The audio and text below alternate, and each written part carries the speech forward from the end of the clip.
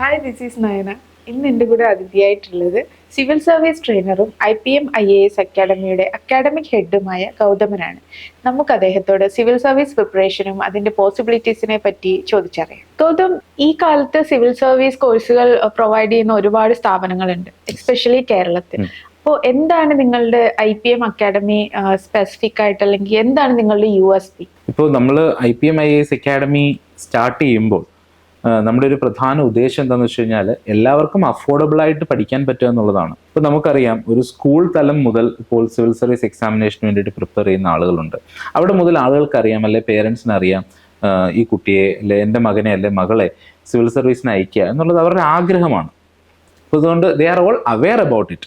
പക്ഷേ മെജോറിറ്റി ആളുകൾക്കും ഇത് എത്തിപ്പെടാൻ പറ്റാത്തതിൻ്റെ ഒരു കാര്യം എന്ന് വെച്ച് കഴിഞ്ഞാൽ അഫോർഡബിലിറ്റിയാണ്. കാരണം ഇൻക്രീസിങ് ഫീ, കാരണം ഓരോ വർഷം കൂടുന്തോറും ഇതിൻ്റെ ഫീസ് കൂടിക്കൊണ്ടിരിക്കും. എല്ലാത്തിൻ്റെയും ഫീസ് കൂടുന്നത് കൊണ്ട് തന്നെ എല്ലായിടത്തും എല്ലാ സാധനങ്ങളുടെയും കാശ് കൂടുന്നതനുസരിച്ച് ഇതിൻ്റെ ഇൻക്രീസിങ് ഫീ എന്ന് പറയുന്നത് ഇവിടുത്തെ ഒരു പ്രോബ്ലമാണ്. അപ്പം അഫോർഡബിലിറ്റി ഒരു പ്രശ്നമായിട്ട് വരികയും അപ്പം കുട്ടികൾക്ക് പഠിക്കാൻ പറ്റാതാകുകയും ചെയ്യുന്നുണ്ട്.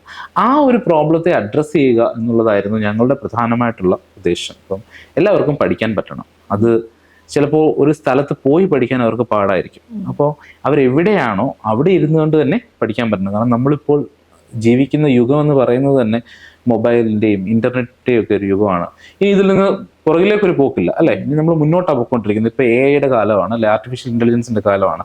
അപ്പോൾ definitely we need to depend on these things.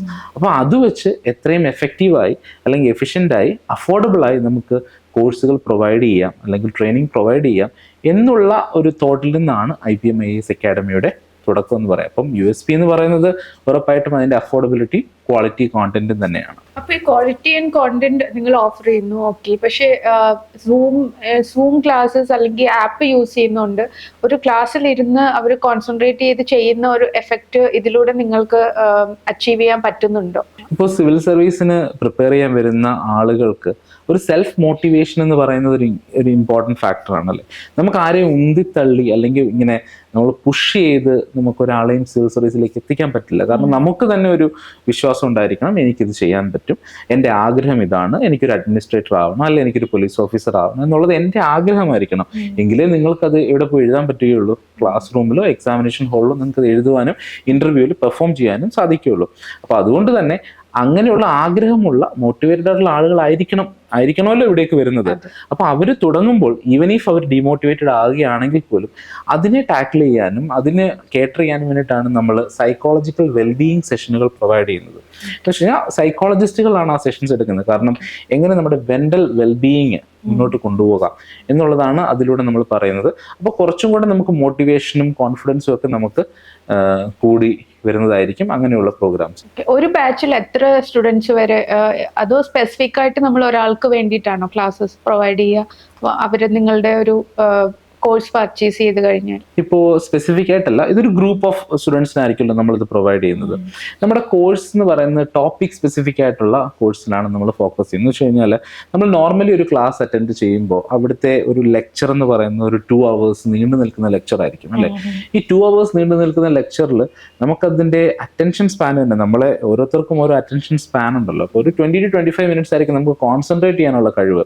അപ്പം ഈ ഒരു 2 മണിക്കൂർ നമ്മൾ എങ്ങനെ അത് നോക്കിയിരിക്കും, അല്ലെങ്കിൽ നമ്മൾ കോൺസെൻട്രേറ്റ് ചെയ്തിരിക്കും. അപ്പൊ അതുകൊണ്ടാണ് എന്തൊക്കെ ടോപ്പിക്സ് ആണ് നമ്മൾ അഡ്രസ്സ് ചെയ്യുന്നത് ആ ടോപ്പിക്സിനെ മാത്രം ഫോക്കസ് ചെയ്തുകൊണ്ട് ടോപ്പിക് സ്പെസിഫിക് വീഡിയോസ് ആണ് നമ്മൾ ആപ്പിലൂടെ പ്രൊവൈഡ് ചെയ്യുന്നത്, നമ്മുടെ കോഴ്സിലൂടെ പ്രൊവൈഡ് ചെയ്യുന്നത്. എന്നാൽ ആ ടോപ്പിക് സ്പെസിഫിക് വീഡിയോസ് മാത്രം പോരാ. കാരണം നമുക്ക് എപ്പോഴും ഒരു ലൈവ് ഇന്ററാക്ഷൻ ആ കുട്ടികളായിട്ട് ഉണ്ടായിരിക്കണം. അതുകൊണ്ടാണ് ഓൺ ദി അതർ സൈഡ് നമ്മൾ ലൈവ് സെഷൻസ് പ്രൊവൈഡ് ചെയ്യുന്നത്. അതായത് കറണ്ട് അഫേഴ്സ് നമുക്ക് ഒരിക്കലും ടോപ്പിക് സ്പെസിഫിക് ആയിട്ട് കൊടുക്കാൻ പറ്റും, പക്ഷേ അത് ഓരോ ദിവസവും മാറിക്കൊണ്ടിരിക്കുന്ന കാര്യമാണ്. അപ്പോൾ അതിന് കറണ്ട് അഫേഴ്സിന് നമ്മൾ ലൈവ് സെഷൻസ് ആയിരിക്കും പ്രൊവൈഡ് ചെയ്യുന്നത്. അതേപോലെ സ്ട്രാറ്റജിക് സെഷൻസ് ഉണ്ടാവും, മെന്ററിങ് സെഷൻസ് ഉണ്ടാവും, ഡൗട്ട് ക്ലിയറിംഗ് സെഷൻസ് ഉണ്ടാവും, പിന്നെ സൈക്കോളജിക്കൽ വെൽബീയിങ് സെഷൻസ് ഉണ്ടാവും. അതേപോലെ എക്സ്പേർട്ടുകൾ വന്നെടുക്കുന്ന സെഷൻസ്, ഇപ്പോൾ സിവിൽ സർവീസ് ഓഫീസേഴ്സ് ആവാം, സബ്ജക്ട് മാറ്റർ എക്സ്പേർട്സ് ആവാം, അങ്ങനെയുള്ള സെഷനുകളൊക്കെ നമ്മൾ പ്രൊവൈഡ് ചെയ്യുന്നത് ലൈവ് സെഷൻസ് തന്നെയാണ്. ബാക്കി മെജോറിറ്റി ഓഫ് ദി കണ്ടന്റ് എന്ന് പറയുന്ന നമ്മുടെ സബ്ജക്റ്റുകളൊക്കെ നമ്മൾ ടോപ്പിക് സ്പെസിഫിക് ആയിട്ട് തന്നെയാണ് പ്രൊവൈഡ് ചെയ്യുന്നത്. എന്തുകൊണ്ടാണ് സൈക്കോളജിക്കൽ സെഷൻസ് അല്ലെങ്കിൽ സൈക്കോളജിക്കൽ വെൽബീയിങ് ഒരു കോഴ്സ് ക്രൈറ്റീരിയ നിങ്ങൾ വെച്ചിരിക്കുന്നത്? എന്തുകൊണ്ടാണ്? അതൊരു കോഴ്സ് ക്രൈറ്റീരിയ എന്നുള്ള നിലയ്ക്കല്ല. ഇപ്പോൾ നമ്മൾ എന്ത് ചെയ്യുമ്പോഴും, ഇപ്പോൾ ഞാൻ വിശ്വസിക്കുന്ന ഒരു കാര്യം, ഒരു സിവിൽ സർവീസ് പ്രിപ്പറേഷൻ ആണെങ്കിലും ഒരു 60% ഇറ്റ്സ് എ മൈൻഡ് ഗെയിം, ബാക്കി 40% നമ്മളുടെ പ്രാക്ടിക്കൽ സ്റ്റഡീസും കൂടാണ്. ഇപ്പൊ നിങ്ങൾ എത്ര കോണ്ടന്റ് പഠിച്ചിട്ടുള്ള ആളുകളാണെങ്കിലും എല്ലാം അറിയാവുന്ന ആളുകളാണെങ്കിലും എക്സാമിനേഷൻ ഹാളിൽ പോയിരിക്കുന്ന 2 മണിക്കൂർ കൃത്യമായിട്ട് നിങ്ങളുടെ മൈൻഡ് വർക്ക് ചെയ്തില്ലെങ്കിൽ എന്ത് സംഭവിക്കും?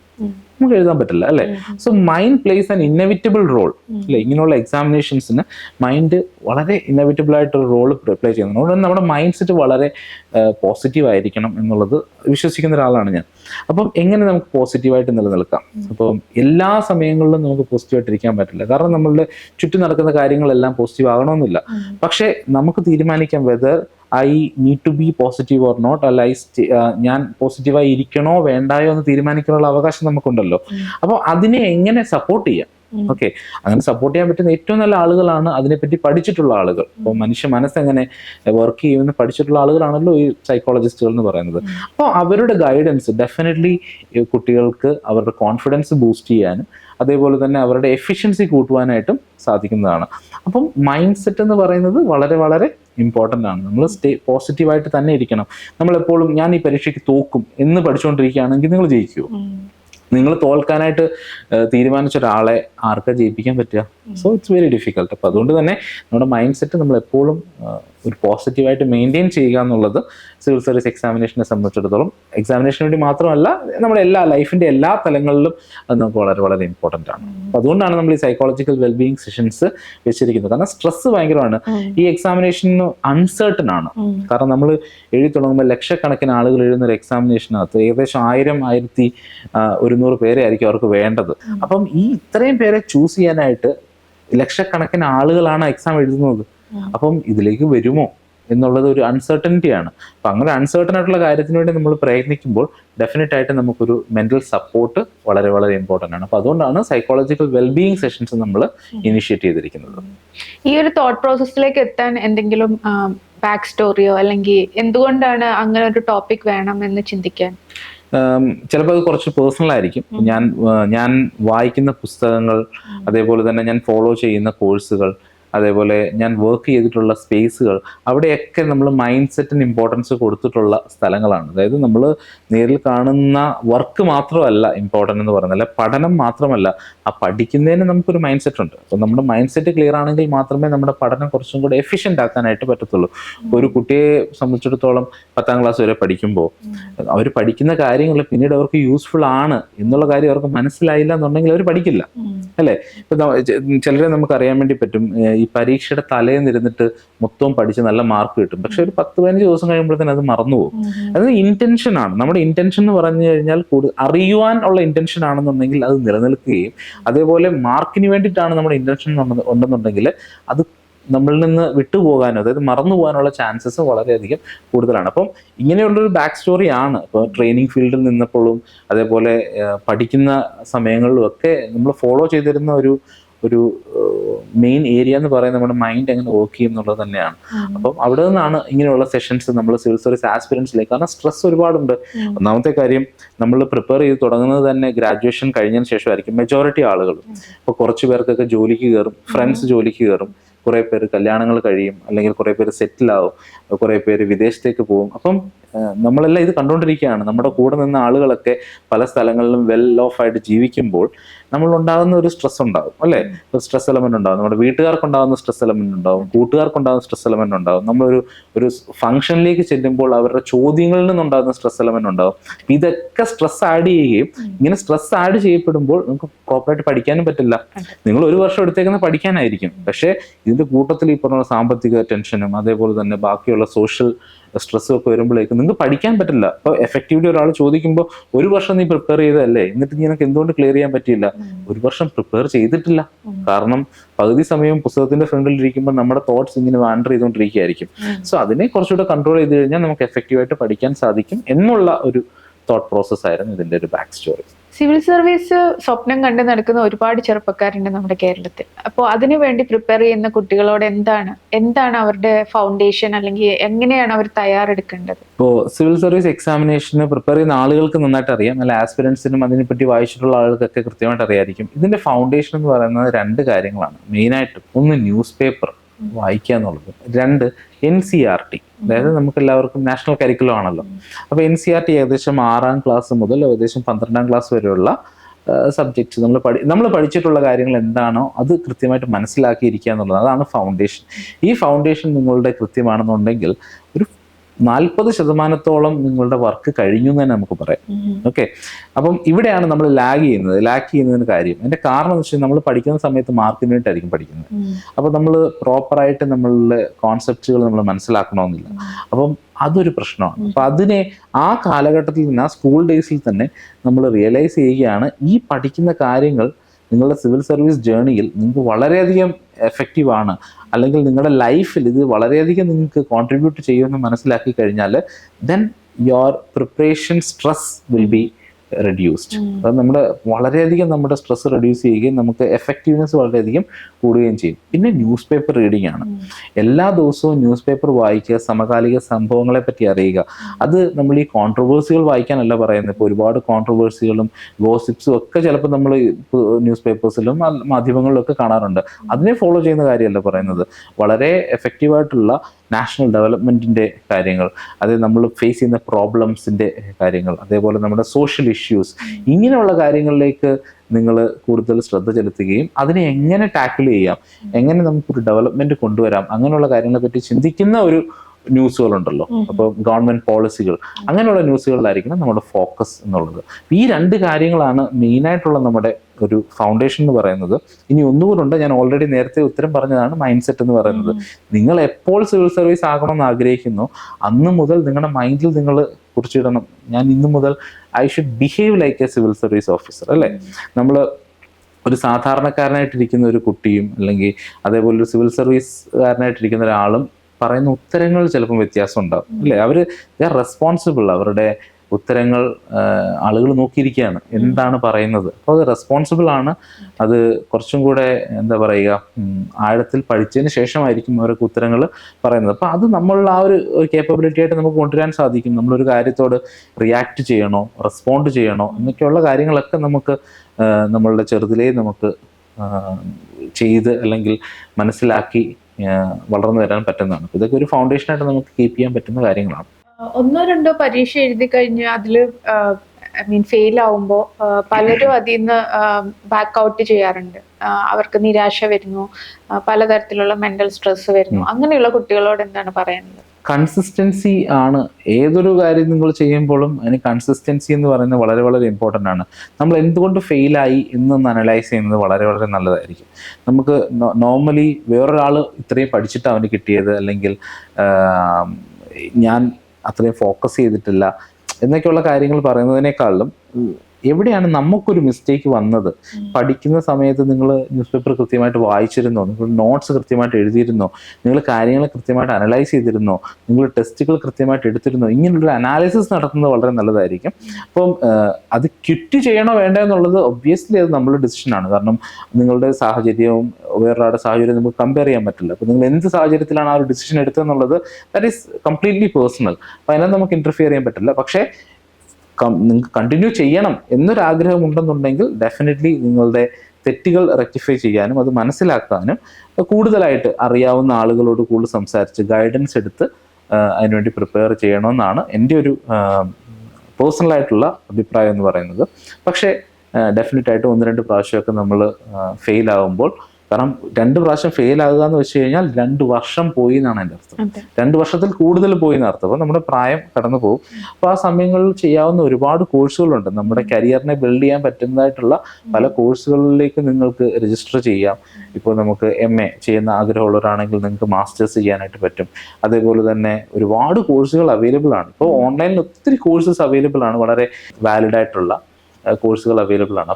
നിങ്ങൾക്ക് അതിലേക്ക് ജോയിൻ ചെയ്യാം. പിന്നീട് നിങ്ങൾക്ക് ആരെങ്കിലും ചോദിച്ചാൽ പറയുകയും ചെയ്യാം, ആ 2 വർഷം ഞാൻ ഈ കോഴ്സ് ചെയ്തിരുന്നു, അതിൻ്റെ കൂടെ I was also preparing for civil services എന്നും പറയുവാനായിട്ട് സാധിക്കുന്നതാണ്. സിവിൽ സർവീസിന് പ്രിപ്പയർ ചെയ്യേണ്ട ഒരു പഠന രീതി ഉണ്ടാവും. അതായത് ഞാൻ കണ്ടിട്ടുണ്ട് പലരും once they are into civil service അവരുടെ പുറം ലോകവുമായിട്ട് പിന്നെ അവർക്ക് യാതൊരു ബന്ധവും ഉണ്ടാവില്ല. Like completely into civil service preparations. പിന്നെ അവർക്ക് വേറെ സോഷ്യൽ ആക്ടിവിറ്റീസ് ഇല്ല, മറ്റുള്ളവരെ കാണാനോ മിങ്കിൾ ചെയ്യാനോ ഉള്ള അവസരങ്ങൾ മനഃപൂർവ്വം ആയി ഒഴിവാക്കുന്നതായി കണ്ടിട്ടുണ്ട്. അതാണോ ശരിയായ പഠന രീതി? ഡിപ്പെൻസ് ആണ് ഈ ചോദ്യം എന്ന് പറയുന്നത്. എന്തായാലും ഡിപ്പെൻസ് ആണ്. നമുക്കറിയാം, നമ്മൾ പഠിക്കുന്ന കാലഘട്ടങ്ങളിലും നമുക്ക് ചില സുഹൃത്തുക്കൾ ഉണ്ടായിരിക്കും, അവർ അലൂഫായിരിക്കും, അവർ ഒറ്റയ്ക്കിരുന്ന് പഠിക്കാൻ ആഗ്രഹിക്കുകയും അതിലേക്ക് മാത്രം ഫോക്കസ് ചെയ്യാൻ ആഗ്രഹിക്കുകയും ചെയ്യുന്നവരാണ്. പക്ഷേ എന്നെ സംബന്ധിച്ചിടത്തോളം എൻ്റെ ഒരു പേഴ്സണൽ അഭിപ്രായം എന്താണെന്ന് വെച്ച് കഴിഞ്ഞാൽ, നമ്മൾ ഒരിക്കലും നമ്മുടെ സോഷ്യൽ ലൈഫ് ഒന്നും സാക്രിഫൈസ് ചെയ്യേണ്ടതായിട്ടുള്ള ആവശ്യമില്ല. പക്ഷേ നിങ്ങൾക്ക് നിങ്ങളുടെ ഒരു കൺട്രോൾ, ഒരു റെസ്പോൺസിബിൾ ഫ്രീഡം ആയിരിക്കണം നിങ്ങൾ കൊണ്ട് നടക്കുന്നത്. വെച്ച് കഴിഞ്ഞാൽ നമുക്കൊരു കൺട്രോൾ ഉണ്ടായിരിക്കണം. നിങ്ങളുടെ ഗോൾ എന്താണ്, നിങ്ങളുടെ എയിം എന്താണ്, ഓക്കെ, ആ എയിമിന് വേണ്ടിയിട്ടായിരിക്കണം നമ്മുടെ പ്രിപ്പറേഷൻ പോകുന്നത്. അതിന് കൃത്യമായിട്ട് നിങ്ങൾ ഒരു ദിവസം ടൈം മാറ്റി വെക്കുന്നുണ്ടോ?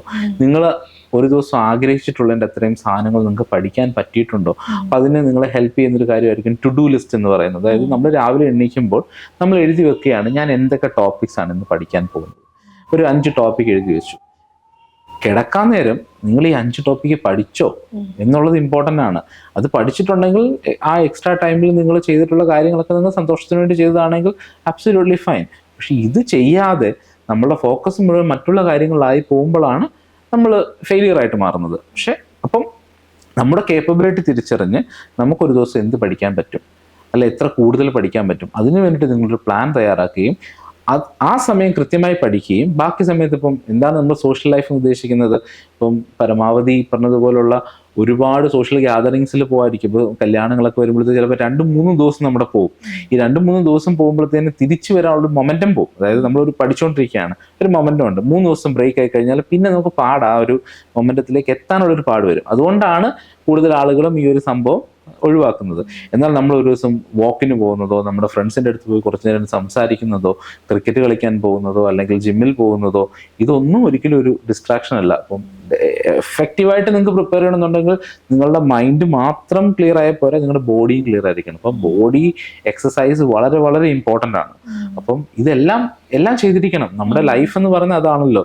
നമുക്ക് ഒരിക്കലും നമ്മുടെ സോഷ്യൽ ലൈഫിൽ നിന്ന് ഒളിച്ചോടാനൊന്നും പറ്റത്തൊന്നുമില്ല. അപ്പം സോഷ്യൽ ലൈഫ് എൻജോയ് ചെയ്തുകൊണ്ട് തന്നെ നിങ്ങളുടെ പഠനം നിങ്ങൾക്ക് കുറച്ചും കൂടെ സുരക്ഷിതമാക്കാൻ പറ്റുമോ? ആ കൃത്യമായിട്ടുള്ള ടൈം ടേബിൾ ആണ്, അത് ഡിസിപ്ലിൻ ആണ് അല്ലേ? നമ്മുടെ ഡിസിപ്ലിനും നമ്മളുടെ കമ്മിറ്റ്മെന്റും ആണ്.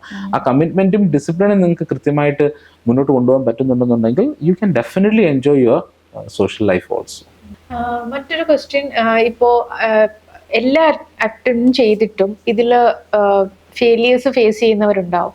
അപ്പോൾ നിങ്ങളുടെ ട്രെയിനിങ് സ്റ്റാർട്ട് ചെയ്യുമ്പോൾ അല്ലെങ്കിൽ എൻഡ് ചെയ്യുമ്പോൾ അത്തരം ഉള്ള ആൾക്കാർക്ക് അതിനു വേണ്ടി പ്രിപ്പയർ ആവാൻ അല്ലെങ്കിൽ അതിനെ മെന്റലി ഓവർകം ചെയ്യാനുള്ള എന്തെങ്കിലും സെഷൻസോ അല്ലെങ്കിൽ അത്തരം ടിപ്സോ നിങ്ങൾ കൊടുക്കാറുണ്ടോ? നമ്മൾ നോർമലി നമ്മുടെ ഇതൊക്കെ ഒരാൾ ജോയിൻ ചെയ്യുമ്പോൾ കൂടുതൽ ആളുകളും അവർ ഫ്രഷേഴ്സ് ആയിരിക്കും. ഫ്രഷേഴ്സ് ആയിരിക്കും എന്നുള്ള പറഞ്ഞുള്ള കാര്യം, ഓൾമോസ്റ്റ് ഈ പ്രിപ്പയർ ചെയ്യുന്ന ആളുകളൊക്കെ വൺ ടൈം എവിടെയെങ്കിലുമൊക്കെ പോയി പ്രിപ്പയർ ചെയ്തിട്ടുള്ളവരായിരിക്കും. അപ്പോൾ എന്താ പറ്റുന്നത് വെച്ച് കഴിഞ്ഞാൽ, പ്രിപ്പയർ ചെയ്തതിന് ശേഷം 1 വർഷം പ്രിപ്പയർ ചെയ്ത് കഴിഞ്ഞു കിട്ടിയില്ല. അപ്പോൾ അവർക്കറിയാം എന്താ ചെയ്യേണ്ടതെന്നുള്ള കാര്യം അറിയാം. എന്നിട്ട് തന്നെ സെൽഫ് പ്രിപ്പറേഷൻ ആയിരിക്കും നടക്കുന്നത്. ഈ സെൽഫ് പ്രിപ്പറേഷൻ ചിലരുടെ ഒറ്റയ്ക്കാകുമ്പോഴാണ് ഇതൊരു സപ്പോർട്ട് സിസ്റ്റം ആണ് വേണ്ടത്. അതായത് നമ്മൾ പഠിച്ചുകൊണ്ടിരിക്കുമ്പോൾ ഇപ്പം ഞാൻ ചിലപ്പോൾ ഡൗൺ ആകുന്ന ചില അവസരങ്ങളുണ്ടാകും. അപ്പോൾ ആ സമയത്ത് നമ്മളെ ലിഫ്റ്റ് ചെയ്യാൻ നമ്മുടെ കൂടെ ഒരാളുണ്ടെങ്കിൽ ദാറ്റ്സ് ഗുഡ്. അതേപോലെ അവർ ഡൗൺ ആവുന്ന സമയത്ത് നമുക്ക് അവരെ ലിഫ്റ്റ് ചെയ്യാൻ പറ്റുവാണെങ്കിൽ ദാറ്റ്സ് ഗുഡ്. അപ്പോൾ ഇതൊരു സപ്പോർട്ട് സിസ്റ്റം അതിനകത്ത് വർക്ക് ചെയ്യുന്നുണ്ട്. അപ്പം നമുക്ക് അറിയാത്ത കാര്യങ്ങൾ വേറെ ആടെ നിന്ന് കേട്ട് പഠിക്കാനായിട്ട് പറ്റും. ഇപ്പോൾ ഒരു ഉദാഹരണം പറയുകയാണെങ്കിൽ, ഇപ്പോൾ ഞാൻ പ്രിപ്പയർ ചെയ്യുന്ന ടൈമിൽ എനിക്ക് ചില കാര്യങ്ങൾ മനസ്സിലാവില്ല. നമ്മൾ പഠിച്ചാൽ ഒരുപാട് സമയം എടുക്കുമായിരിക്കും നമുക്കതൊന്ന് ഗ്രഹിക്കാനായിട്ട്. പക്ഷെ നമ്മുടെ അടുത്തൊരു സുഹൃത്തിന് നല്ല ഫൗണ്ടേഷൻ ഉണ്ടാവും അതിനെ പറ്റിയിട്ട്. അപ്പം അവരെ സംബന്ധിച്ചോളം അത് ഒറ്റയടിക്ക് അവർക്ക് മനസ്സിലാവും. അപ്പം ഏറ്റവും ബെസ്റ്റ് വേ ഏതാണ്? ഞാനൊരു 3 മണിക്കൂർ ഇതിനു വേണ്ടി ഇൻവെസ്റ്റ് ചെയ്തിരുന്ന് പഠിക്കുന്നതാണോ, ഞാൻ എൻ്റെ കൂട്ടുകാരനോട് ചോദിക്കുന്നതാണോ? ഞാൻ എൻ്റെ കൂട്ടുകാരനോട് ചോദിക്കുമ്പോൾ എനിക്ക് അവൻ പറഞ്ഞു തരും കൃത്യമായിട്ട്. എന്നിട്ട് ഞാൻ പോയി പഠിക്കുമ്പോൾ എൻ്റെ വർക്ക് കുറച്ചും കൂടെ സിമ്പിൾ ആകുകയാണ് ചെയ്യുന്നത്. അപ്പം അങ്ങനെയുള്ളൊരു സ്റ്റഡി പാറ്റേൺ നമ്മൾ ഫോളോ ചെയ്യുക എന്നുള്ളത് വളരെ വളരെ ഇമ്പോർട്ടൻ്റ് ആണ്. അപ്പം ഉറപ്പായിട്ടും ഇത് എക്സാം എല്ലാം അറ്റംപ്റ്റ്സും കഴിഞ്ഞ ആളുകൾക്ക് വേണ്ടിയിട്ടുള്ള പ്രോഗ്രാംസ് ഒന്നും നമുക്കില്ല. അവർക്ക് എന്താ ചെയ്യാൻ പറ്റുന്നത്, ഏറ്റവും നന്നായിട്ട് ചെയ്യാൻ പറ്റുന്നത് സൈക്കോളജിക്കൽ വെൽബീയിങ് സെഷൻസുകൾ അവർക്ക് അറ്റൻഡ് ചെയ്യാനായിട്ട് പറ്റും. കാരണം mental health is very very important. പിന്നെ വേറെ ഓപ്പർച്യൂണിറ്റീസ് നോക്കുക എന്നുള്ളതാണ്. ഇതിന് പ്രിപ്പയർ ചെയ്യുന്ന സമയം ഒരിക്കലും വേസ്റ്റ് ആണെന്ന് ഞാൻ പറയില്ല. കാരണം എന്താ വെച്ച് കഴിഞ്ഞാൽ, നമുക്ക് കിട്ടുന്ന നോളജ് നിങ്ങളുടെ പേഴ്സണാലിറ്റിയിൽ തന്നെ വലിയ വ്യത്യാസം ഉണ്ടാവും. നമുക്ക് എവിടെ പോയാലും നമുക്ക് സംസാരിക്കാൻ നമുക്ക് പറ്റും. ആ കോൺഫിഡൻസ് നമുക്ക് ഉണ്ടാകും. കാരണം അറിവ് എപ്പോഴും നമുക്ക് കോൺഫിഡൻസ് നൽകും, അല്ലേ? ആ കോൺഫിഡൻസ് നമുക്ക് ഉണ്ടാകും. അപ്പോൾ അതുകൊണ്ട് തന്നെ എപ്പോഴും എല്ലാവരും ഒരു വട്ടമെങ്കിലും സിവിൽ സർവീസിന് പ്രിപ്പയർ ചെയ്തിരിക്കണം എന്ന് ആഗ്രഹിക്കുന്ന ഒരാളാണ് ഞാൻ. കാരണം വേറൊന്നുമല്ല, നമ്മളുടെ ഔട്ട്ലുക്കിനും പേഴ്സ്പെക്റ്റീവ്സിനും ഒക്കെ ഒരു മാറ്റം വരുത്തുന്ന ഒരു ജേണിയാണ് സിവിൽ സർവീസ് പ്രിപ്പറേഷൻ എന്ന് പറയുന്നത്. അപ്പോൾ ഡെഫിനറ്റ് ആയിട്ടും പ്രിപ്പയർ ചെയ്യുന്ന ടൈമിലും നിങ്ങളുടെ കരിയർ സുരക്ഷിതമാക്കാനായിട്ടുള്ള കാര്യങ്ങൾ ചെയ്യണം. നമ്മൾ ഹയർ സ്റ്റഡീസിന് പോവുകയോ അല്ലെങ്കിൽ നമ്മളുടെ സ്കിൽ ഇമ്പ്രൂവ് ചെയ്യുകയോ ഒക്കെ ചെയ്യുന്നത് നല്ലതാണ്. കാരണം അഥവാ നമുക്കിത് കിട്ടിയില്ല എന്നുണ്ടെങ്കിൽ ഡെഫിനറ്റ് ആയിട്ടും മറ്റൊരു ജോബിലേക്ക് നമുക്ക് പോകാനായിട്ട് സാധിക്കും. ഇപ്പം എന്നെ സംബന്ധിച്ചോളം ഞാൻ സിവിൽ സർവീസ് ഓഫീസർ ആവണമെന്ന് ആഗ്രഹിച്ചൊരു വ്യക്തിയാണ്. പക്ഷേ എന്തുകൊണ്ടോ എൻ്റെ പ്രിപ്പറേഷൻ്റെ ടൈം പീരീഡിലുള്ള എൻ്റെ ലാക്ക് കൊണ്ട്, അതായത് നമ്മൾ വരുത്തുന്ന പല പല മിസ്റ്റേക്സ് കൊണ്ട് എക്സാം ക്ലിയർ ചെയ്യാൻ പറ്റിയിട്ടില്ല. പക്ഷെ അതിൻ്റെ കൂടെയുള്ള എൻ്റെ ഒരു പാഷനായിരുന്നു ട്രെയിനിങ് അല്ലെ ടീച്ചിങ് എന്ന് പറയുന്നത്.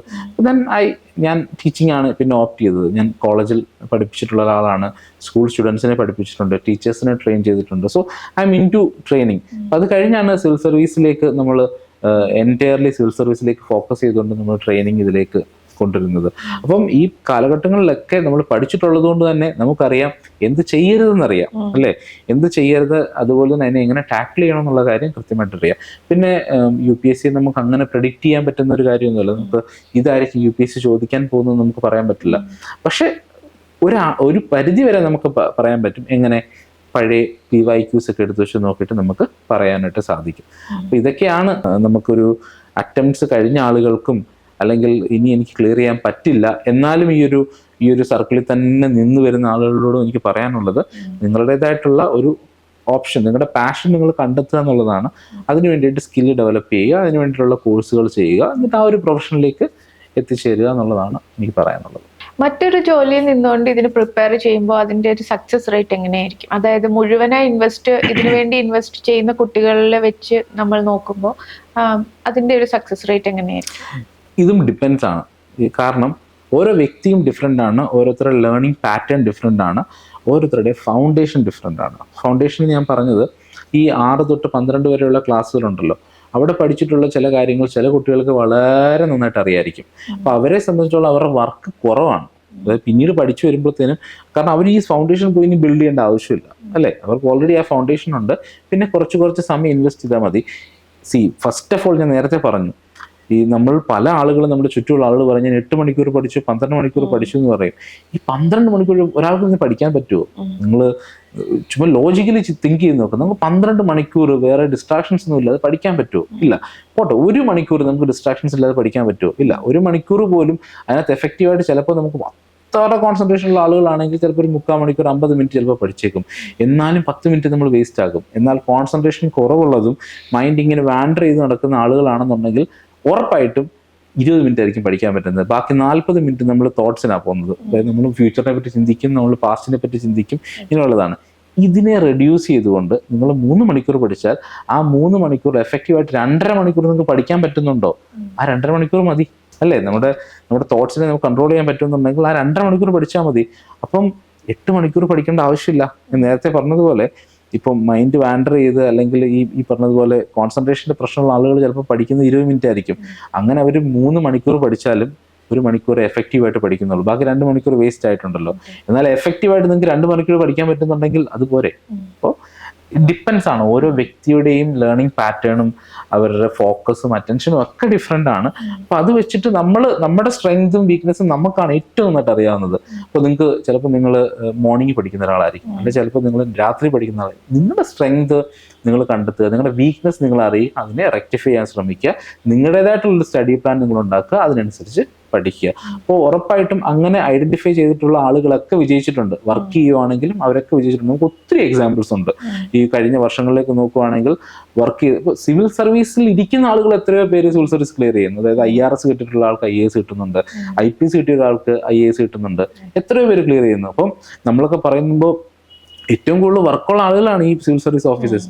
അവർ ആ വർക്കിലിരുന്ന് അവർക്ക് ഇത് ക്ലിയർ ചെയ്യാൻ പറ്റുന്നുണ്ട്. അപ്പൊ അവരും ടൈം സ്പെൻഡ് ചെയ്തിട്ട് തന്നെയല്ലേ. അപ്പം ഒരു കാര്യങ്ങളും പറ്റാഴികയൊന്നുമില്ല, അല്ലേ? അപ്പം നമ്മൾ എങ്ങനെ അതിനെ അപ്രോച്ച് ചെയ്യും എന്നുള്ളതാണ് ഇവിടെ ഇമ്പോർട്ടൻ്റ് ആയിട്ടുള്ളത്. Civil service training academy, IPM IAS academy എന്നുള്ള ഒരു ജേർണി എന്തായിരുന്നു? അതിന്റെ ഒരു മോട്ടിവേഷൻ, അതിന്റെ ഒരു ബാക്ക് സ്റ്റോറി എന്താണ്? അതിനെപ്പറ്റി പറയുകയാണെങ്കിൽ കുറച്ച് വർഷങ്ങളൊക്കെ പുറകിലോട്ട് പോകേണ്ടി വരും. ഒന്ന് വേറൊന്നുമല്ല, കാരണം ഞാനും സിവിൽ സർവീസ് ഓഫീസർ ആകണമെന്ന് ആഗ്രഹിച്ചിട്ടുള്ള ഒരു വ്യക്തിയാണ്. അത് എക്സാം എഴുതിയിട്ടുണ്ട്, എന്നാൽ എക്സാം ക്ലിയർ ചെയ്തിട്ടില്ല. അത് നമ്മുടേതായിട്ടുള്ള മിസ്റ്റേക്ക് കൊണ്ട് തന്നെയാണ്. നമുക്ക് ആരെയും അതിന് കുറ്റം പറയാൻ പറ്റില്ല. നമ്മുടെ പ്രിപ്പറേഷൻ ടൈമിൽ നമുക്ക് വന്നിട്ടുള്ള മിസ്റ്റേക്സ് കൊണ്ടാണ്, നമ്മുടെ ഡ്രോബാക്സ് കൊണ്ടാണ് നമുക്കത് ക്ലിയർ ചെയ്യാൻ പറ്റാത്തത്. അപ്പം ആ മിസ്റ്റേക്സ് ഇനിയും മറ്റുള്ളവർക്ക് വരാതിരിക്കുക നോക്കുക എന്നുള്ളത് ഒരു ഉത്തരവാദിത്തമായിട്ട് എടുത്തു. ഒന്ന്. രണ്ടെന്ന് പറയുന്നത് അഫോർഡബിലിറ്റിയാണ്. അതായത് സിവിൽ സർവീസ് എക്സാമിനേഷൻ ഓരോ ദിവസം കഴിയും തോറും, അല്ലെ ഓരോ വർഷങ്ങൾ കഴിയും തോറും നമുക്ക് കാണാൻ പറ്റും ഇതിൻ്റെ ഫീ എന്ന് പറയുന്നത് കൂടിക്കൊണ്ടേ ഇരിക്കുകയാണ്. അപ്പോൾ ഈ ഫീ കൂടുമ്പോഴുള്ള പ്രശ്നം എല്ലാവർക്കും ഇത് എത്തിപ്പെടാൻ പറ്റാത്തൊരു പ്രശ്നമായിട്ട് മാറുന്നുണ്ട്, അല്ലെ ഒരു പരീക്ഷയായിട്ട് മാറുന്നുണ്ട്. എന്നാൽ നമുക്ക് അറിയാം മിക്കവാറും ഉള്ള എല്ലാ അക്കാഡമികളിലും അവരുടേതായിട്ടുള്ള സ്കോളർഷിപ്സ് ഉണ്ട്.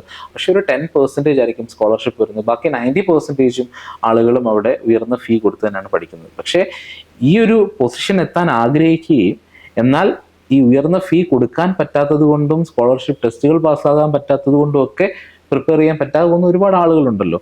അപ്പം അങ്ങനെയുള്ള കുട്ടികളെ അഡ്രസ്സ് ചെയ്യുക എന്നുള്ളത് ഒരു ഇമ്പോർട്ടൻ്റ് ആയിട്ടുള്ള ഫാക്ടറാണ്. രണ്ട്, എൻ്റെ പേഴ്സണൽ എക്സ്പീരിയൻസസ് ആണ്. അതായത് ഞാൻ വർക്ക് ചെയ്തിട്ടുള്ള പല ഇൻസ്റ്റിറ്റ്യൂഷനുകളിലും ഞാൻ ഒരുപാട് കുട്ടികളെ പഠിപ്പിച്ചിട്ടുണ്ട്. അതുപോലെ ഒരുപാട് പേരൻസുമായിട്ട് നമ്മൾ ഇൻട്രാക്ട് ചെയ്തിട്ടുണ്ട്. അപ്പോഴൊക്കെ എൻ്റെ അടുത്തേക്ക് വന്നിട്ടുള്ള ഒരു ഒരു ഒരു കൺസേൺ ആയിട്ട് അവരെല്ലാവരും പറഞ്ഞിട്ടുള്ള കാര്യം ഉയർന്ന ഫീസ് സ്ട്രക്ചറാണ്. ഇപ്പോൾ ഈ ഒരു കോഴ്സിന് ജോയിൻ ചെയ്യുക എന്ന് പറയുന്നത് വളരെ ഉയർന്ന ഫീസ് സ്ട്രക്ചറാണ്, എങ്ങനെ നമുക്കിത് അഫോർഡ് ചെയ്യാൻ പറ്റും എന്നുള്ളൊരു കൺസേൺ അവരെല്ലാവരും പറഞ്ഞിരുന്നു. അപ്പോൾ അവിടെ നിന്ന് നമുക്കൊരു സ്പാർക്കുണ്ട്, ഇതിനെ നമുക്ക് എങ്ങനെ അഫോർഡബിൾ ആക്കാൻ പറ്റും. പക്ഷേ അഫോർഡബിൾ ആക്കാനുള്ള ഒരു യാത്രയിൽ നമുക്ക് ഒരിക്കലും വലിയൊരു സ്പേസ് എടുത്ത് വലിയൊരു ക്ലാസ് റൂം സെറ്റ് ചെയ്ത് നമുക്കിത് അഫോർഡബിൾ ആക്കാൻ പറ്റില്ല, അല്ലേ? അപ്പം ഏറ്റവും സിമ്പിളാക്കി ഇതിനെ അഫോർഡബിൾ ആക്കുകയും ഏറ്റവും സിമ്പിളാക്കി അവരിലേക്ക് എത്തിക്കാൻ പറ്റുന്നതും ഓൺലൈൻ എന്ന് പറയുന്ന ഒരു മാധ്യമത്തിലൂടെയാണ്. അതായത് കാരണം നമുക്കിപ്പോൾ എല്ലാവരുടെയും കയ്യിൽ മൊബൈൽ ഫോൺ ഉണ്ട്, മിക്കവാറും എല്ലാവരുടെയും കയ്യിൽ ലാപ്ടോപ്സും ഉണ്ട്. പക്ഷെ ലാപ്ടോപ്സ് എല്ലാവരുടെയും ചിലപ്പോൾ അവൈലബിൾ ആവണമെന്നില്ല, എന്നാലും മൊബൈൽ ഫോൺ എല്ലാവർക്കും റീച്ചബിൾ ആണ്. എസ്പെഷ്യലി കോവിഡ് കഴിഞ്ഞതോടുകൂടി, കോവിഡ് ടൈമിൽ എല്ലാവരുടെയും ലേണിങ്ങും മൊബൈലിലൂടെ ആയതുകൊണ്ട് തന്നെ ഇപ്പോൾ ആക്സസ് ഉണ്ട് എല്ലാവർക്കും മൊബൈലിലേക്ക്.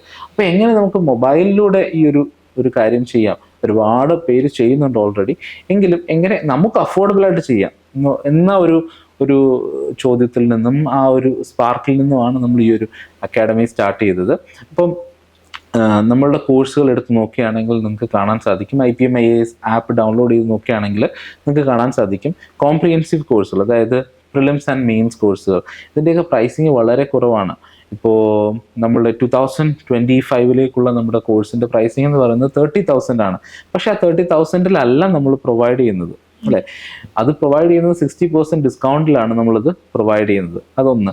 2024 നമ്മുടെ കോഴ്സ് നമ്മൾ പ്രൊവൈഡ് ചെയ്തിരുന്നത് 20,000 റുപ്പീസിലായിരുന്നു. ഈ 20,000 റുപ്പീസിൽ ഏകദേശം 14 to 15 മന്തിൻ്റെ പ്രോഗ്രാമാണ്. ഏകദേശം 8 ഫാക്കൽറ്റിയാണ് നിങ്ങൾക്ക് ക്ലാസ്സുകൾ എടുക്കുന്നത്. ഓരോ സബ്ജക്റ്റുകളും എടുക്കാനായിട്ട് നമുക്ക് ഓരോരോ ഫാക്കൽറ്റികളുണ്ട്. അപ്പം അങ്ങനെയാണ് നമ്മൾ ഈ ഒരു പ്ലാറ്റ്ഫോം ബിൽഡ് ചെയ്ത് കൊണ്ടുവന്നിട്ടുള്ളത്. അപ്പം എല്ലാവർക്കും അഫോർഡബിളായിട്ട് പഠിക്കാൻ പറ്റുക എന്നുള്ള ഒരു ഉദ്ദേശത്തിൻ്റെ പുറത്താണ്. പക്ഷേ ഐറണി എന്താണെന്ന് വെച്ച് കഴിഞ്ഞാൽ നമ്മളോട് ഈ കൺസേൺ ആയിട്ട് പറഞ്ഞിട്ടുള്ള കുട്ടികളും പേരൻസും ഒന്നും തന്നെ ഈ ഒരു പ്രോഗ്രാം നമ്മൾ ഇനിഷ്യേറ്റ് ചെയ്തതിന് ശേഷം നമ്മളിലേക്ക് എത്തിയിട്ടില്ല എന്നുള്ളതാണ്. ചിലപ്പോൾ അവരൊക്കെ ചിന്തിക്കുന്ന ഒരു കാര്യം എന്ന് വെച്ച് കഴിഞ്ഞാൽ പ്രൈസ് ഡൗൺ ആകുമ്പോൾ ക്വാളിറ്റി കുറയുന്നു, അല്ലെങ്കിൽ അവരുടെ എഫിഷ്യൻസി കുറവായിരിക്കും എന്നുള്ളതായിരിക്കാം ഇതിൻ്റെ മെയിനായിട്ടുള്ള ചിന്ത എന്ന് പറയുന്നത്. പക്ഷേ പ്രൈസും കുറച്ചുകൊണ്ട് ക്വാളിറ്റി എങ്ങനെ ഇമ്പ്രൂവ് ചെയ്യാം? ക്വാളിറ്റി എന്ന് പറഞ്ഞാൽ എന്താണ്? നമ്മൾ കോണ്ടന്റ് ക്വാളിറ്റിയാണ്, അല്ലേ? നമ്മൾ കൊടുക്കുന്ന കണ്ടന്റിന് ക്വാളിറ്റി ഉണ്ടോ? അവർക്ക് പഠിക്കേണ്ടതായിട്ടുള്ള ടോപ്പിക്സ് നമ്മൾ കവർ ചെയ്യുന്നുണ്ടോ? ഇതൊക്കെ ഉറപ്പാക്കിക്കൊണ്ട് നമുക്ക് എങ്ങനെ കുട്ടികളിലേക്ക് എത്തിച്ചേരാം എന്നുള്ളതായിരുന്നു ഞാൻ ഈ ഒരു ഇനിഷ്യേറ്റീവ് തുടങ്ങുമ്പോഴുള്ള ആഗ്രഹം എന്ന് പറയുന്നത്. എനിക്ക് തോന്നുന്നു ഏകദേശം ഒരു 90-95% ഞാനത് കംപ്ലീറ്റ് ചെയ്തിട്ടുണ്ട്. കാരണം കുറേ ക്ലാസ്സുകളൊക്കെ ഇനി എടുക്കാനിരിക്കുന്ന ക്ലാസ് എന്ന് വെച്ച് കഴിഞ്ഞാൽ ഇനിയിപ്പോൾ പുതിയതായിട്ട് ജോയിൻ ചെയ്യുമ്പോൾ കറണ്ട് അഫയേഴ്സിൻ്റെ ക്ലാസ്സസ് ഒക്കെ ഓൺലൈനായിട്ട് പോകേണ്ടതാണ്, മെൻറ്ററിങ് സെഷൻസ് എല്ലാം ഓൺലൈനായിട്ട് പോകേണ്ടതാണ്. അതുകൊണ്ടാണ് ഞാൻ ഒരു 90-95% എന്ന് പറഞ്ഞത്. കുറേ കാര്യങ്ങൾ ഇനിയും ചെയ്യാനുണ്ട്. പക്ഷേ ഓൾമോസ്റ്റ് 90% നമ്മളുടെ സ്റ്റാറ്റിക് കണ്ടന്റ് എന്ന് പറയും. അതായത് ഓൾറെഡി പഠിക്കാനുള്ള സിലബസിൽ പറഞ്ഞിട്ടുള്ള കണ്ടന്റുകളുണ്ട്. അതെല്ലാം ടോപ്പിക് സ്പെസിഫിക് ആയിട്ടുള്ള, ഇപ്പോൾ 5 മിനിറ്റ് അല്ലെ 6 മിനിറ്റ് അല്ലെങ്കിൽ 7 മിനിറ്റ് അല്ലെ 10 മിനിറ്റ് 15 മിനിറ്റ് വരുന്ന ടോപ്പിക് സ്പെസിഫിക് ആയിട്ടുള്ള വീഡിയോസ് ആയിട്ടാണ് നമ്മൾ കവർ ചെയ്തിട്ടുള്ളത്. അപ്പോൾ നിങ്ങൾ ഒരിക്കലും ഒരു 2 മണിക്കൂറുടെ ലെക്ചർ എടുത്ത് കാണേണ്ട ആവശ്യമില്ല. നിങ്ങൾക്ക് ഒരു കാര്യം പഠിക്കണമെങ്കിൽ ഒരു 2 മണിക്കൂർ ലെക്ചർ എന്ന് പറയുമ്പോൾ അതിനകത്ത് ഒരുപാട് കാര്യങ്ങൾ പറയും. ഒരു ടീച്ചർ ക്ലാസ് എടുക്കുമ്പോൾ ചിലപ്പോൾ പേഴ്സണൽ എക്സ്പീരിയൻസസ് പറയും, ഇതൊക്കെ വരും അതിനകത്ത്. അതിൻ്റെ ആവശ്യമില്ല ഒരു കുട്ടിയെ സംബന്ധിച്ചിടത്തോളം നിങ്ങൾ വന്നിരിക്കുന്നത് പഠിക്കാനാണ്, ഒരു സ്പെസിഫിക് ടോപ്പിക് പഠിക്കാനാണ്. അപ്പോൾ ആ ടോപ്പിക്ക് പഠിച്ചാൽ പോരെ, പിന്നെ അത് എത്ര പ്രാവശ്യം വേണമെങ്കിലും നിങ്ങൾക്ക് പിന്നെയും കാണുവാനും സാധിക്കും. പിന്നെ നമ്മുടെ ഓരോ ക്ലാസ്സുകളും നമ്മൾ PPT യൂസ് ചെയ്താണ് ക്ലാസ്സുകൾ എടുക്കുന്നത്. അപ്പോൾ ആ PPTയിൽ തന്നെ നോട്ട്സ് ഉണ്ട്. അപ്പോൾ ഡെഫിനറ്റ് ആയിട്ടും നമ്മൾ കുട്ടികളോട് പറയുന്ന ഒരു കാര്യമാണ്, നിങ്ങൾ ആ സമയത്ത് തന്നെ ക്ലാസ് റൂം നോട്ട് എടുക്കണം. ടീച്ചേഴ്സ് പഠിപ്പിക്കുമ്പോൾ തന്നെ നിങ്ങൾ നോട്ട് എഴുതിയെടുക്കുക. അതായത് നിങ്ങൾ ആ വീഡിയോ കാണുമ്പോൾ നോട്ട് എഴുതിയെടുക്കുക. കാരണം ഈ നോട്ട്സ് ആണ് നമ്മളെ പിന്നീട് ഹെൽപ്പ് ചെയ്യുന്നത്. നമുക്ക് ഒരിക്കലും നമ്മുടെ റെഫറൻസ് ബുക്കിലേക്ക് വന്നിട്ട് ഇപ്പം പരീക്ഷയുടെ ഒരു 10 ദിവസം മുമ്പ് റെഫറൻസ് ബുക്കുകൾ മൊത്തം വായിക്കാൻ പറ്റില്ല. അപ്പം നമ്മൾ എപ്പോഴും റിവൈസ് ചെയ്യുന്നതായിരിക്കും നമ്മുടെ ക്ലാസ് നോട്ടുകളായിരിക്കും റിവൈസ് ചെയ്യുന്നത്. സോ ഞാൻ പിന്നെയും കുറച്ച് ഡിസ്ട്രാക്റ്റഡ് ആയിപ്പോയി, എന്നാലും ഞാൻ പറയുകയാണ്, ഡിവേറ്റ് ചെയ്തു പോയി. അഫോർഡബിലിറ്റി ആണ് നമ്മൾ ഇത് മെയിനായിട്ട് കണ്ടിരുന്നത്. രണ്ടെന്ന് പറയുന്നത് ഈ പറഞ്ഞതുപോലെ ടോപ്പിക് സ്പെസിഫിക്, ഈ പറഞ്ഞ വലിയ ലെക്ചേഴ്സ് അവർ നോക്കാതെ അറ്റൻഷൻ സ്പാനിന് പറ്റുന്ന രീതിയിൽ അവർക്ക് ടോപ്പിക് സ്പെസിഫിക് ആയിട്ട് ചെയ്യാനായിട്ട് പറ്റണം. മൂന്നെന്ന് പറയുന്നത് അവർ കടന്നു പോകുന്ന സ്ട്രെസ്സുകളെ നമുക്ക് അഡ്രസ്സ് ചെയ്യാനായിട്ട് പറ്റണം. അതിനാണ് നമ്മൾ സൈക്കോളജിക്കൽ വെൽബീയിങ് സെഷനുകളൊക്കെ ഇവിടെ ഇനിഷ്യേറ്റ് ചെയ്തിട്ടുള്ളത്. അപ്പോൾ ഇതാണ് ഇതിൻ്റെ ഒരു ബാക്ക് സ്റ്റോറി എന്ന് നമുക്ക് പറയാനായിട്ട് സാധിക്കും. ഇതാണ് എൻ്റെ മോട്ടിവേഷൻ. പക്ഷേ ഞാൻ നേരത്തെ പറഞ്ഞതുപോലെ നമ്മൾ പലരുടെ കൺസേണുകൾ കൊണ്ട് നമ്മൾ കെട്ടിപ്പടുത്തിയ ഇങ്ങനെ ഒരു സ്ഥാപനത്തിലേക്ക് ഈ കൺസേൺ പറഞ്ഞ ആളുകളൊന്നും തിരിച്ചെത്തിയിട്ടില്ല എന്നുള്ളതാണ് ഒരു ഇത്. പക്ഷേ ഒരുപാട് ആളുകൾ ജോയിൻ ചെയ്യുന്നുണ്ട്. മറ്റുള്ള ആളുകൾ, അതായത് ആഗ്രഹമുള്ള ആളുകൾ, വലിയ വലിയ കാശ് കൊടുത്ത് അല്ലെങ്കിൽ ഒരുപാട് ഫീ കൊടുത്ത് പഠിക്കാൻ പറ്റാത്ത ആളുകളൊക്കെ നമ്മളിലേക്ക് ജോയിൻ ചെയ്യുന്നുണ്ട്. അവർക്ക് ഏറ്റവും എഫക്റ്റീവായിട്ട് എഡ്യൂക്കേഷൻ അല്ലെങ്കിൽ അറിവ് പകർന്നു നൽകുക എന്നുള്ളത് തന്നെയാണ് നമ്മുടെ ഉദ്ദേശം. പിന്നെ നമ്മുടെ ക്ലാസ്സസ് എല്ലാം ഇംഗ്ലീഷിലാണ്. കാരണം സിവിൽ സർവീസ് പോലൊരു എക്സാം എഴുതുമ്പോൾ ഇംഗ്ലീഷ് ക്ലാസ് അതിൻ്റെതായുള്ള അഡ്വാൻറ്റേജസ് ഉണ്ട്. കാരണം എക്സാം എഴുതാനും മെജോറിറ്റി ആളുകൾ എഴുതുന്നത് ഇംഗ്ലീഷിലാണല്ലോ. അപ്പോൾ അതുകൊണ്ട് തന്നെ എക്സാം എഴുതാനും നിങ്ങൾ ഇൻ്റർവ്യൂവിന് പോകുമ്പോഴും ഇനി നിങ്ങൾ വേറൊരു നാട്ടിലേക്ക് നിങ്ങൾക്ക് പോസ്റ്റിംഗ് കിട്ടുമ്പോഴും ഒക്കെ എന്താണ് ഈ ഒരു ലാംഗ്വേജ് സ്കിൽസ് നിങ്ങളെ വളരെയധികം ഹെൽപ്പ് ചെയ്യുന്നതായിരിക്കും.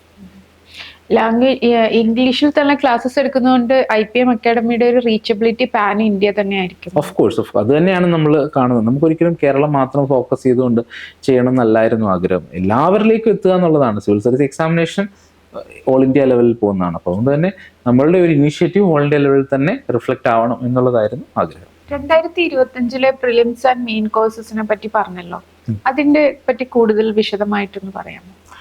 ഇപ്പോൾ നമ്മുടെ അടുത്ത എക്സാം, അതായത് 2024 എക്സാം പ്രിലിംസ് ഇനിയും വരുന്നുണ്ട്. ജൂൺ മാസത്തിലാണ്. അത് കഴിഞ്ഞിട്ട് 2025 എക്സാം വരുന്നത്. അപ്പോൾ ഓൾമോസ്റ്റ് ഒരു 1 ഇയർ നമുക്കിവിടെ കിട്ടുന്നുണ്ട്. അപ്പം 1 ഇയർ കൂടുതലുണ്ട്. അപ്പോൾ ആ ഒരു ടൈമിലേക്ക് കുട്ടികളെ ഇപ്പോഴേ പ്രിപ്പയർ ചെയ്ത് തുടങ്ങിയാൽ മാത്രമേ അവർക്ക് ആ സമയത്തേക്ക് അവർ എഫക്റ്റീവായിട്ട് അവർക്ക് എഴുതാനായിട്ട് സാധിക്കുകയുള്ളൂ. അപ്പോൾ അതാണ് നമ്മുടെ ഉദ്ദേശം.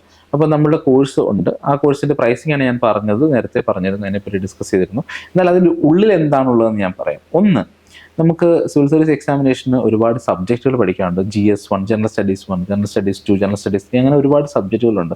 അപ്പോൾ അതിനകത്ത് വരുന്ന സബ്ജക്റ്റുകളാണ് പോളിറ്റി എന്നൊരു സബ്ജക്റ്റ് വരുന്നുണ്ട്, ഹിസ്റ്ററി വരുന്നുണ്ട്, എക്കണോമി വരുന്നുണ്ട്, അതേപോലെ തന്നെ ജിയോഗ്രഫി വരുന്നുണ്ട്, ആർട്ട് ആൻഡ് കൾച്ചർ വരുന്നുണ്ട്, സയൻസ് ആൻഡ് ടെക്നോളജി, അങ്ങനെ ഒരുപാട് സബ്ജക്റ്റുകൾ അതിനകത്ത് കവേർഡ് ആകുന്നുണ്ട്.